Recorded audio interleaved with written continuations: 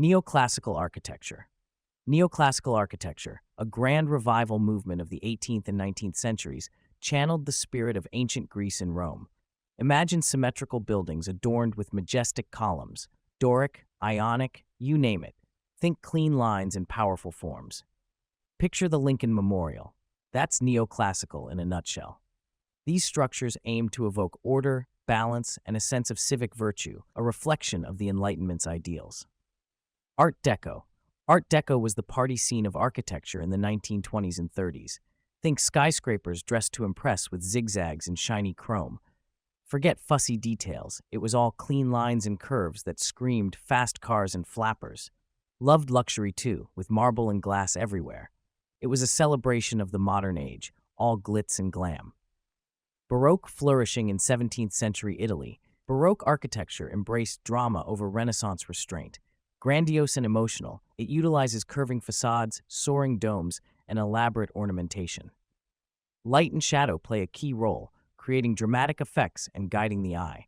Bold colors and strong contrasts heighten the impact. Think St. Peter's Basilica in Rome, a testament to Baroque's lasting influence. Modern architecture.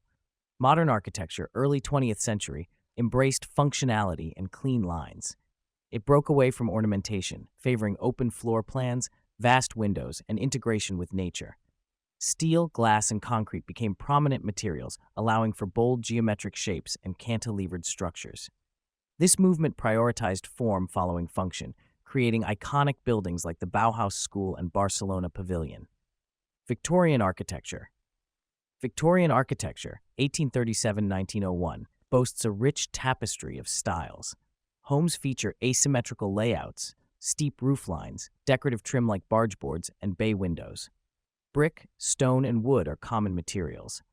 Gothic revival showcases pointed arches and stained glass, while Italianate boasts grand arches and bracketed cornices. Queen Anne displays half-timbering and decorative shingles. This elaborate and eclectic style reflects the Victorians' love of detail and their fascination with the past. Bauhaus flourishing in Germany between 1919 and 1933, Bauhaus architecture revolutionized design by blurring the lines between art and practicality.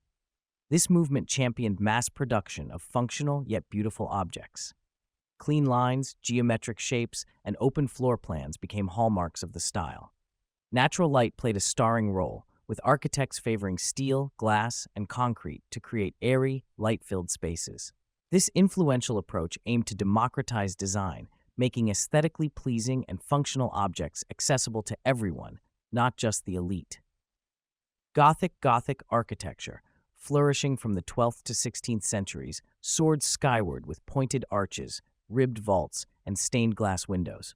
These dramatic elements, along with flying buttresses and towering spires, aim to inspire awe and draw worshippers closer to the divine.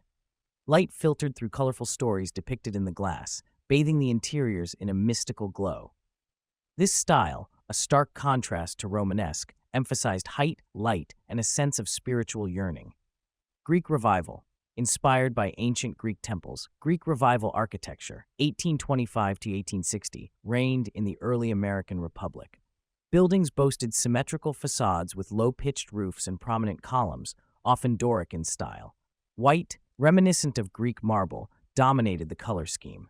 This grandeur evoked a sense of democracy's nobility, reflecting the nation's self-image at the time.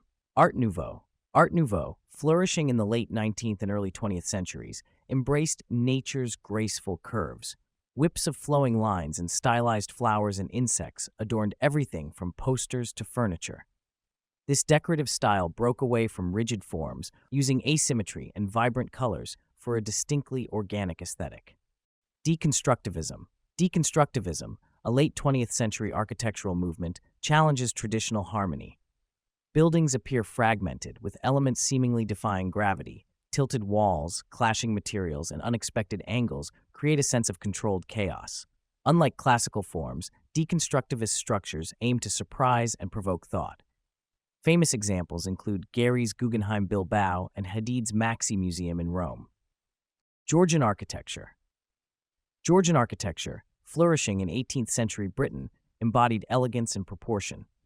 Inspired by classical ideals, it favored symmetrical facades with rectangular windows, central doors, and Palladian details like columns and pediments. Red brick or painted stucco exteriors, often adorned with iron railings, conveyed a sense of order and sophistication.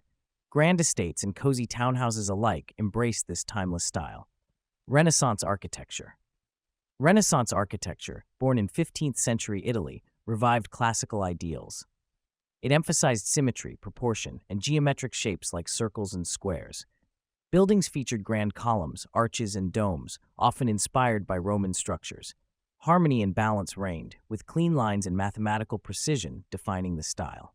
Tudor architecture. Flourishing under the Tudor monarchs, 1485 to 1603, Tudor architecture exudes a sense of grandeur and comfort. Half-timbered walls with exposed beams in black and white create a charming facade.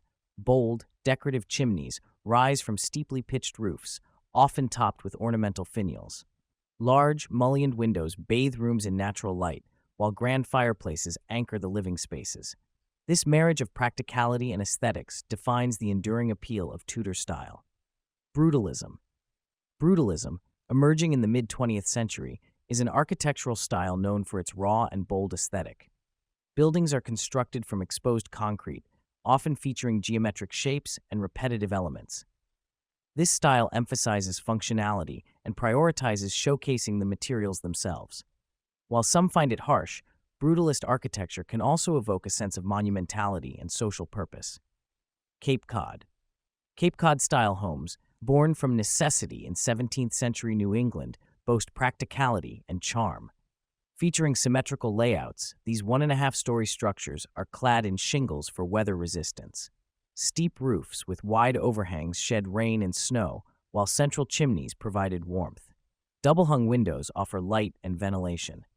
Cape Cod houses exude a sense of clean lines and enduring resilience. Industrial architecture. Industrial architecture prioritizes function over form. Rising in the 18th century, these buildings used exposed brick, iron, and glass for efficiency and durability. Vast open spaces with high ceilings accommodated machinery, while large windows provided natural light. Simple, geometric shapes and repetitive structures reflected a focus on utility. Though often raw, industrial architecture holds a certain grandeur, a testament to the era of innovation. Arts and crafts architecture.